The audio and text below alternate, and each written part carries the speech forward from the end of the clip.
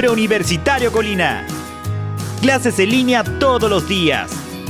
Prepara tu PSU en la comodidad de tu hogar, ayudando a cumplir tus sueños.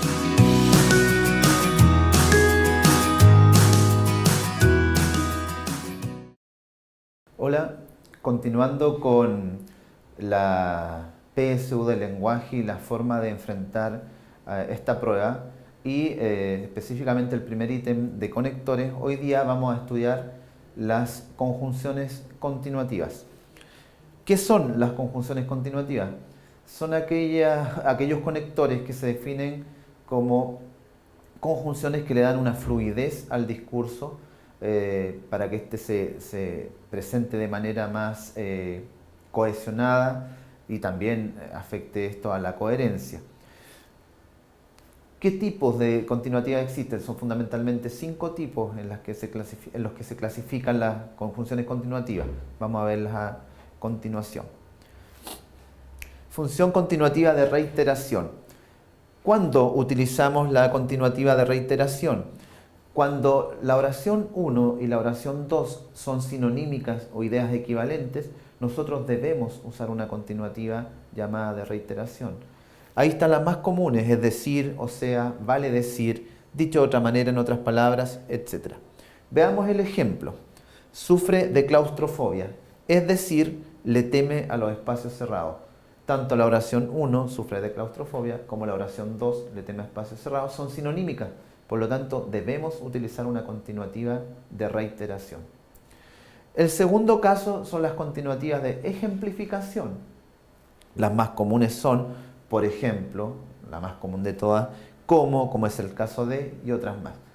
¿Cuándo vamos a utilizar una continuativa de ejemplificación? Cuando tengamos dos oraciones y la oración 2 sea un ejemplo de lo señalado en la oración 1. Veamos el caso acá. Argentina tiene excelentes narradores. Por ejemplo, Jorge Luis Borges. Si ustedes se fijan, la segunda oración, Jorge Luis Borges, es un ejemplo concreto de lo dicho en la primera. Por lo tanto, nuestra gramática, y desde el punto de vista lógico fundamentalmente, nos exigen utilizar una continuativa de ejemplificación. El tercer tipo, la tercera función lógica específica, corresponde a las continuativas de intensificación. ¿En qué circunstancias o en qué contextos vamos a utilizar las continuativas de intensificación? Cuando también tengamos dos oraciones, un periodo oracional. Recuerden que un periodo es una estructura, una unidad comunicativa formada fundamentalmente por dos o más oraciones relacionadas por el sentido. Cuando la oración 2 es la exageración de lo señalado en la 1, debemos usar una continuativa de intensificación. Veamos el caso de acá. Bueno, las más comunes, incluso, más aún, aún más, etc. Todos estudiaron para la prueba, incluso los más flojos. Ahí podemos ver que el segundo enunciado es la exageración de lo dicho en la 1, porque uno no esperaría quizá que todos estudien, incluso los que tienen la costumbre de no hacerlo. En cuarto lugar, vamos a ver las continuativas de corroboración. Las más comunes son en efecto, por cierto, de hecho. ¿En qué casos vamos a usar una continuativa de corroboración? Cuando tengamos dos oraciones y la oración 1 me plantee un presagio, una hipótesis, una profecía, algo que creemos que se puede cumplir, y la oración 2 nos ratifica aquello, nos dice que se cumplió, debemos usar una continuativa de corroboración. Veamos el ejemplo. Anunciaron 35 grados de temperatura. En efecto, hace mucho calor. Si ustedes se fijan, la primera oración indica un presagio, una probabilidad, algo que podría cumplirse, y la 2 me demuestra que se cumplió, me asegura que se cumplió. Por lo tanto, debemos usar la continuativa de corroboración. Y en quinto lugar, tenemos las continuativas que agregan. Las más comunes son además, también, igualmente, etc. ¿Cuándo las vamos a utilizar? Porque son muy parecidas a las copulativas. Recordemos la copulativa y, por ejemplo, compró peras, manzanas y plátanos.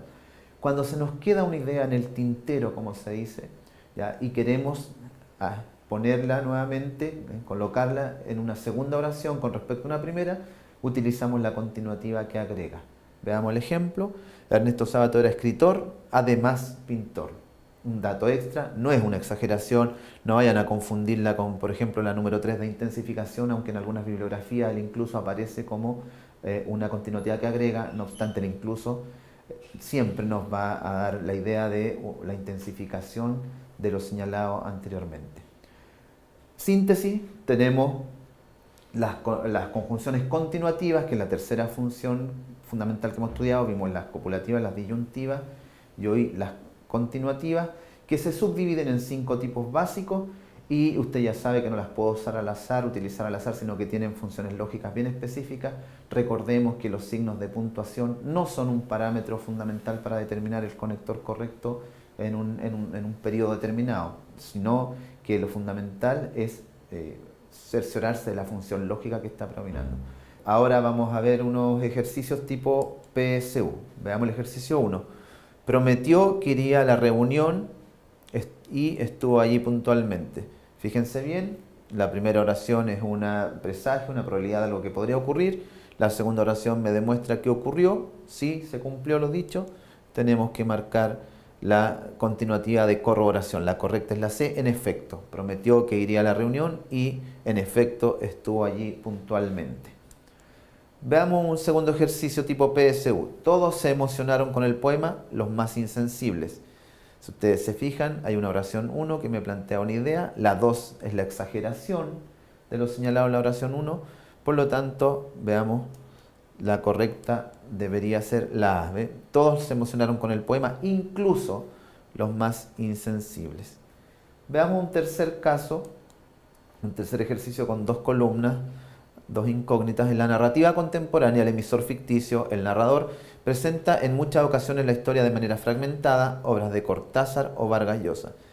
Si usted se fija en la narrativa contemporánea, el emisor ficticio, ¿cómo se llama el emisor ficticio en la narrativa? Narrador. Son sinonímicas la idea, por lo tanto deberíamos considerar como correcta o sea, una continuativa de reiteración.